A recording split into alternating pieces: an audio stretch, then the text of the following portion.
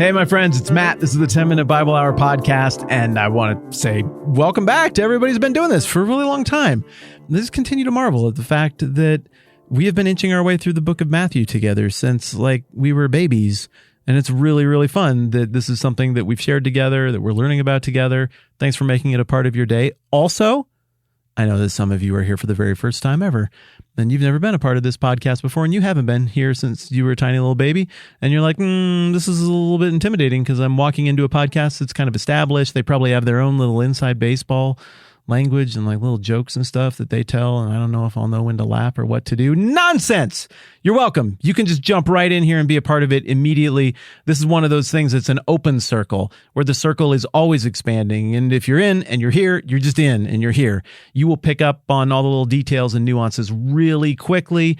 If you want to get up to speed a little bit faster, you can go back and grab episodes 591, 592, and 593. That is a recent summary of the stuff that we've covered in the first 24 chapters of this breakdown of Matthew, or you can go all the way back to the beginning if you like it and just power through it and catch up. Either way, hey, you're here. That's awesome. Super, super, super welcome. Thank you for being here. And now, as is always the case, let's start with something that seems unrelated, but is going to turn out to be related. You guys watch The Office, the NBC version of The Office? That was a funny show. You just say all the jokes. It was like the sweet spot in all of comedy history for that little window there in the early 2000s where we were kind of past the prudish, overly censorious phase where you couldn't joke about things that were part of the human experience and are frankly kind of funny and it's probably worth joking about a little bit. But we also weren't to the point where everything was so very serious and anger inciting that then you couldn't joke about anything at all, but not because it would offend the people who it used to offend way back in the day, but now because it'll offend an entirely new crowd of offendable people. We just can't get out of our own way, can we? But The Office got out of its own way. That show was hilarious. And I remember one of the episodes, I think it was Kevin, the big dude who spilled the chili.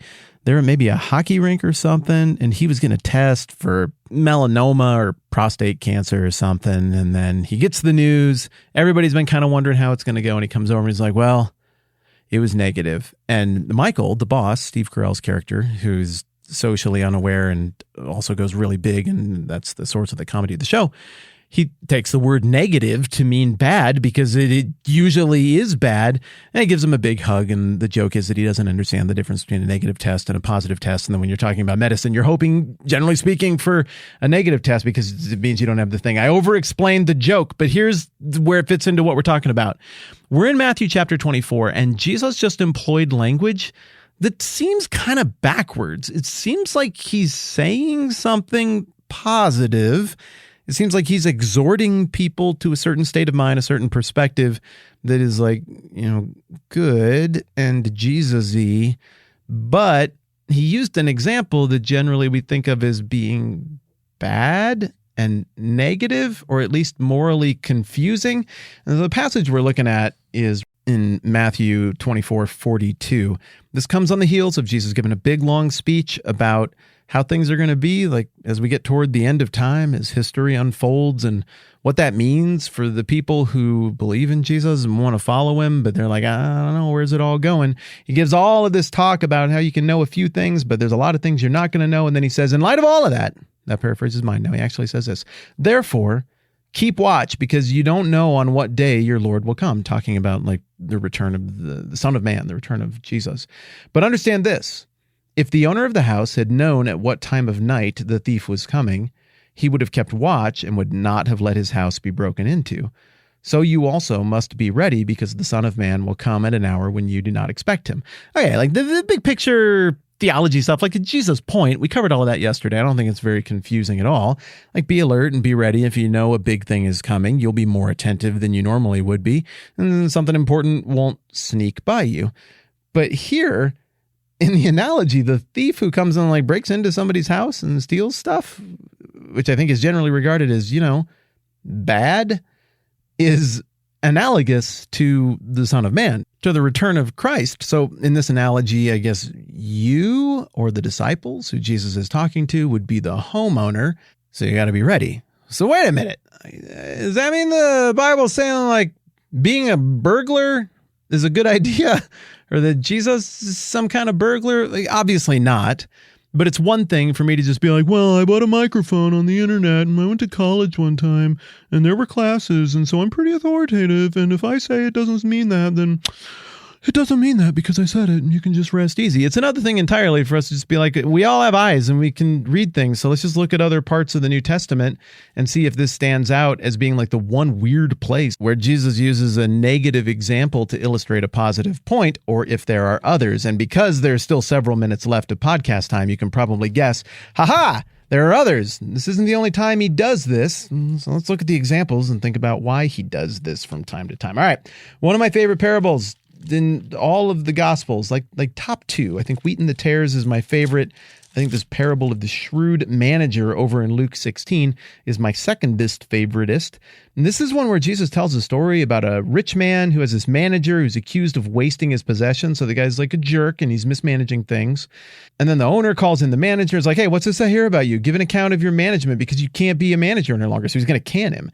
And then the manager, who's done a lousy job, is like, oh, what am I going to do? Like, I'm going to get fired any minute. I'm in the process of being fired. I don't want to go out and be a beggar or dig ditches. Paraphrase is mine, but it's a pretty close paraphrase. And this next part is not a paraphrase. He says, I know what I'll do so that when I lose my job here, people will welcome me into their houses. So he starts calling people who do business with the landowner, with this rich man, and cutting them deals. Like, all right, I cut your debt. Well, you used to owe this. Now you owe this. You used to owe 20. Now you only owe 10. And everybody's like, I don't get it, but cool, great. And the moral of the story is that this shrewd manager had access to all of these resources for only a little bit more time, and he had the good sense to make moves while he still had access to those resources that he could not keep, in order to parlay that into something that he could keep, something that would last longer. And the take-home message from Jesus is essentially like, look, if this clown who is an immoral idiot had the good sense to do this, how much more so should people who are followers of mine, kingdom citizens, take these resources that you can only have for a little bit because you're going to die and everything's like, all your stuff's going to burn. It's all going away. How much more so should you have the good sense to use that for stuff that is going to last longer? But again, it's the Michael Scott, Kevin Malone situation where there's a little bit of ambiguity here. But like, wait, negative, positive, it's confusing. It's a negative example to illustrate a positive point. In Luke 18, and I'm going to have to go a little faster on these so I can make them all work. There's a story, a kind of a parable, an example given of an unjust judge who's like, I'm in bed. I don't really want to be bothered with things that are wrong with people. I work certain days a week. You can look me up then. But there's somebody who's like, no, I got to have justice right now. And they're banging on the door and they're demanding justice. And eventually the unjust judge is like, okay, cool. Like, I hear you. And here once again in Luke 18, it looks like, wait, are you saying that God is like an indifferent judge who really isn't paying attention? That's kind of a weird example. Negative, positive, positive, negative. Am I reading this thing right? But it would seem that there was some kind of motif, some sort of teaching style in the first century in the rabbinical world that Jesus is tapping into here that his original audience seems to have clearly understood, wherein you can use these examples of the stupid behavior of a clown, someone mockably dumb or immoral in society, and be like, look, if they got it, how much more so as a good person who has their head screwed on straight should you get it? You get the story of the laborers that we looked at a while back in Matthew chapter 20, where the boss hires people and he pays the people he hires right at the beginning of the workday the same amount that the people he hires in like the last 45 minutes of the workday. And some people, I suppose, could read that and in light of their notions of economic morality be like, hey, that is super unjust and wrong. And maybe we could count that as another one of those places where it looks like a negative example is used to illustrate a positive point.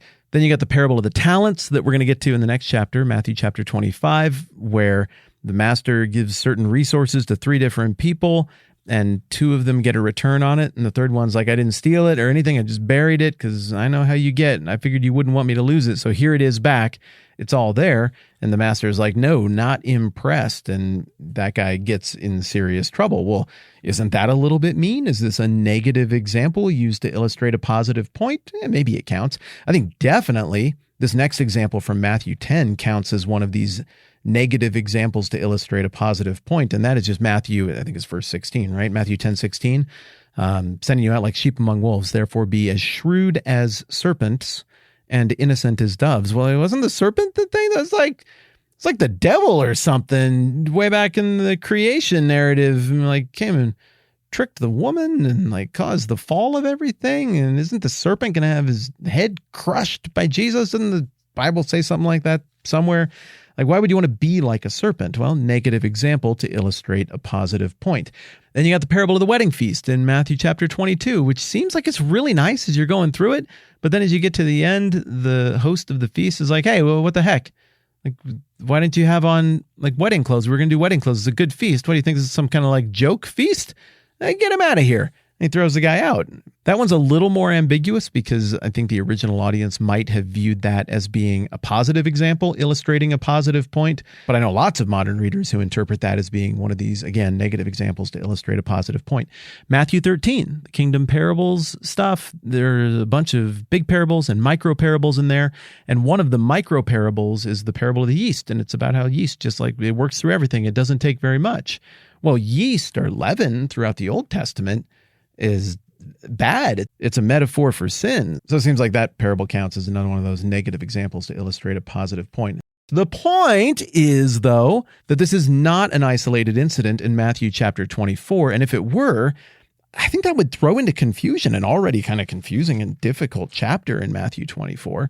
But because we've seen a lot of this rhetorical, rabbinical device of using a negative example to illustrate a positive point through the structure of saying, if this thing that is obviously bad and people who do bad can get this right, how much more so should you who want to do what's right and are clever be able to get this thing right? And so in light of that, I think it's pretty safe to say that Jesus isn't like, bro, burgling is good. I think of myself as a burglar who burgles things. And though it's very fun to use a passage like this to just pause for an episode here and note this pattern and this theme that runs throughout. I mean, it's just one more little detail that we're catching, hopefully makes us understand it better. Still, the larger point of this passage in Matthew chapter 24 is very, very simple. It's spelled out in Matthew 24:42, right here at the beginning of this whole thief and homeowner business, and it just says, therefore keep watch because you do not know on what day your Lord will come. And he summarizes it again at the end of this analogy saying, so you also must be ready because the Son of Man will come at an hour when you do not expect him. I'm Matt. This is the 10-Minute Bible Hour podcast. Let's do this again soon.